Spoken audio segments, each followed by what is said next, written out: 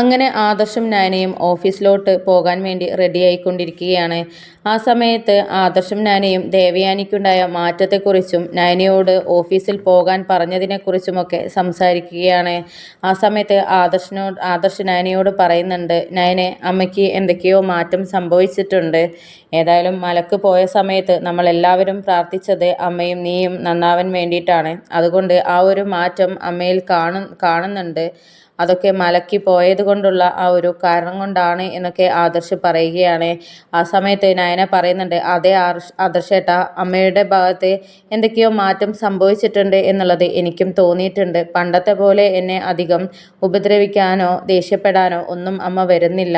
എനിക്ക് വേണ്ടിയിട്ടുള്ള കാര്യങ്ങളൊക്കെ അമ്മ ചെയ്യുന്നുമുണ്ട്. പക്ഷേ പിടിതരാതെ നടക്കുകയാണോ എന്നുള്ള സംശയം എനിക്കുണ്ട്. അമ്മ ദേഷ്യപ്പെടുന്നുണ്ടെങ്കിലും അമ്മയുടെ ഉള്ളിൽ എന്നോടുള്ള സ്നേഹമുണ്ട് എന്നാണ് എനിക്ക് തോന്നുന്നത് എന്നൊക്കെ പറയുകയാണ് നയന. അപ്പോൾ ഇത് കേട്ടിട്ട് ആദർശ് പറയുന്നുണ്ട്, അതേ നയനെ, അത് എനിക്കും ഉറപ്പാണ്. പിന്നെ അമ്മ അത്ര പെട്ടെന്നും പിടിതരുന്ന ആളല്ല. അമ്മയുടെ സ്വഭാവം ആർക്കും അത്ര പെട്ടെന്ന് പിടികിട്ടില്ല എന്നൊക്കെ പറയുന്നുണ്ട്. അങ്ങനെ വളരെ സന്തോഷത്തോടു കൂടി നിൽക്കുകയാണ് നയന. അതേ സമയത്ത് ജലജയും അഭിയുമാണെന്നുണ്ടെങ്കിൽ ഇവർക്കെതിരായിട്ട് കരുക്കൾ നീക്കാനുള്ള പ്ലാനിങ്ങിലാണ്. ദേവയാനിക്ക് കരൾ കൊടുത്ത പെൺകുട്ടിയെ ദേവയാനി ഇതുവരെ തിരിച്ചറിഞ്ഞിട്ടില്ലല്ലോ. അതുകൊണ്ട് തന്നെ അവരെ പറ്റിക്കാൻ വേണ്ടിയിട്ട് വേറൊരു പെൺകുട്ടിയെ കരൾ തന്ന പെൺകുട്ടിയാണെന്ന് പറഞ്ഞിട്ട് പണം തട്ടാനുള്ള പ്ലാനിങ്ങിലാണ് ജലജയും അഭിയും. പണം കിട്ടുമെന്നുള്ള ആ ഒരു പ്രതീക്ഷയിൽ അഭിയും ജലജയ്ക്കൊപ്പം കൂട്ടുനിന്നിട്ട് ആ ഒരു പെൺകുട്ടിയെ, അതിനെ അഭിനയിക്കാൻ പാകത്തിലുള്ള ഒരു പെൺകുട്ടിയെ കണ്ടെത്താൻ വേണ്ടിയിട്ട് ഒരുങ്ങുകയാണ് അഭി. അങ്ങനെ ആദർശും നയനയും ഓഫീസിലോട്ട് പോകാൻ വേണ്ടിയിട്ട് ഇറങ്ങുകയാണ്. ആ സമയത്ത് നയന ആദർശിനോട് പറയുന്നുണ്ട്, ഞാൻ ഏതായാലും അമ്മയോട് പറഞ്ഞിട്ട് വരാം, അമ്മയെ കൂട്ടിക്കൊണ്ട് വരാം. ആദർശേട്ടനും അമ്മയോട് യാത്ര പറഞ്ഞിട്ട് നമുക്ക് ഒരുമിച്ച് ഇറങ്ങാം എന്നൊക്കെ പറയുകയാണ്. അങ്ങനെ പോകുന്ന സമയത്ത് മുത്തശ്ശനെയും മുത്തശ്ശിയെയും ഒക്കെ കണ്ടിട്ട് അനുഗ്രഹമൊക്കെ വാങ്ങിക്കുന്നുണ്ട്. എന്നിട്ട് ദേവയാനിക്ക് വന്ന മാറ്റത്തെക്കുറിച്ചൊക്കെ മുത്തശ്ശനും മുത്തശ്ശിയും നയനയോടായിട്ട് പറയുകയാണ്. മോളെ, ഇപ്പോൾ പണ്ടത്തെ പോലെ മോളുടെ അമ്മായിയമ്മയ്ക്ക് അത്ര വെറുപ്പോ ദേഷ്യമോ ഒന്നും നിന്നോടില്ല. ഞങ്ങൾ ദേവയാനിയെ നല്ലോണം ശ്രദ്ധിക്കുന്നുണ്ട്. അവൾക്ക് കാര്യമായിട്ടുള്ള എന്തൊക്കെയോ മാറ്റം സംഭവിച്ചിട്ടുണ്ട് മോളെ. ഏതായാലും ഇതൊക്കെ ദൈവത്തിൻ്റെ തീരുമാനമാണ്. മോള് കരൾ കൊടുത്തതും അതിനെ തുടർന്നുണ്ടായ ഈ കാര്യങ്ങളുമൊക്കെ എല്ലാത്തിനും ഒരു നന്നാവാനുള്ള കാരണമാണ് എന്നാണ് ഞങ്ങൾക്ക് തോന്നുന്നത് എന്നൊക്കെ പറയുകയാണ് മുത്തശ്ശനും മുത്തശ്ശിയും.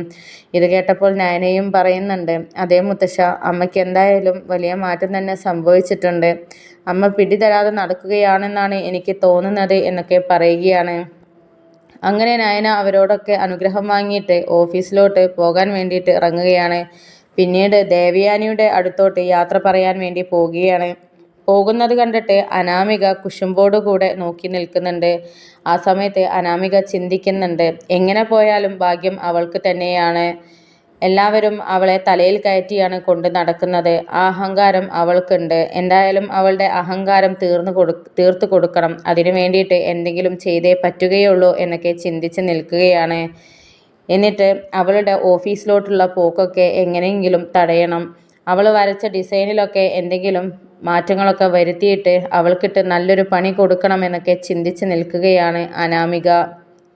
അങ്ങനെ പിന്നീട് നയന ദേവയാനിയുടെ അടുത്തോട്ട് പോവുകയാണ്. നയന ദേവയാനിയുടെ മുറിയിലോട്ട് എത്തുന്ന സമയത്ത് മുറിയിൽ ദേവയാനി ഫോണിൽ സംസാരിച്ചുകൊണ്ടിരിക്കുകയാണ്. ആ സമയത്ത് ദേവയാനി പറയുന്നുണ്ട്, അതേ അമ്മേ, ഞാനിപ്പോൾ എൻ്റെ മരുമകളെ സ്വന്തം മരുമകളായിട്ട് അംഗീകരിച്ചു കഴിഞ്ഞു. എനിക്ക് കരൾ തന്നത് എൻ്റെ മരുമകളാണ്. അതറിഞ്ഞപ്പോൾ മുതൽ ഞാൻ നയനയെ നല്ല രീതിയിലാണ് നോക്കുന്നത്. പക്ഷെ എന്നോട് അവരൊന്നും തുറന്നു പറയാത്തത് കൊണ്ട് തന്നെ ഞാൻ ആർക്കും പിടികൊടുത്തിട്ടില്ല. അവർ എന്നോട് പറയുന്നത് വരെ ഞാൻ ഇങ്ങനെ തന്നെ തുടരുകയുള്ളൂ എന്നൊക്കെ പറയുന്നുണ്ട്. എന്നിട്ട് ഞാനിനി എൻ്റെ മരുമകളെ ഒരിക്കലും ഉപദ്രവിക്കുകയോ അതുപോലെ സങ്കടപ്പെടുത്താനോ കഷ്ടപ്പെടുത്താനോ അനുവദിക്കില്ല. അവളെക്കൊണ്ട് ഒരു ജോലിയും ഞാൻ എടുപ്പിക്കില്ല. അവൾക്ക് വേണ്ടതൊക്കെ എനിക്ക് ചെയ്തു കൊടുക്കണം. ഒരു മരുമകൾക്ക് വേണ്ടി എന്തൊക്കെ ചെയ്തു കൊടുക്കണമെന്ന് ഞാൻ ആഗ്രഹിച്ചോ ആ കാര്യങ്ങളൊക്കെ നയനമോൾക്ക് വേണ്ടി ഞാൻ ചെയ്തു കൊടുക്കും എന്നൊക്കെ പറയുകയാണ്. ഇത് കേട്ട് നയന വാതിൽക്കൽ തന്നെ നിൽക്കുന്നുണ്ടായിരുന്നു. അങ്ങനെ സത്യങ്ങളെല്ലാം അമ്മ അറിഞ്ഞു എന്ന് മനസ്സിലാക്കിയ നയന ആകെ ഞെട്ടിത്തരിച്ച് ഷോക്കായി നിൽക്കുകയാണ്. എന്നിട്ട് അമ്മ എന്നെ മനസ്സിലാക്കിയിട്ടുണ്ട്. ആ ഒരു സ്നേഹമാണ് അമ്മ എന്നോട് കാണിക്കുന്നത്. അമ്മ പിടിതരാതെ നടക്കുകയാണ് എന്നൊക്കെ ചിന്തിച്ച് നിൽക്കുകയാണ് നയന. പക്ഷെ ആ സമയത്ത് നയന ദേവയാനിയുടെ അടുത്തോട്ട് പോകുന്നില്ല. ഞാനിത് കേട്ടു എന്നുള്ളത് അമ്മ മനസ്സിലാക്കണ്ട എന്ന് കരുതിയിട്ട് അവൾ മിണ്ടാതെ അവിടെ മാറി നിൽക്കുകയാണ്.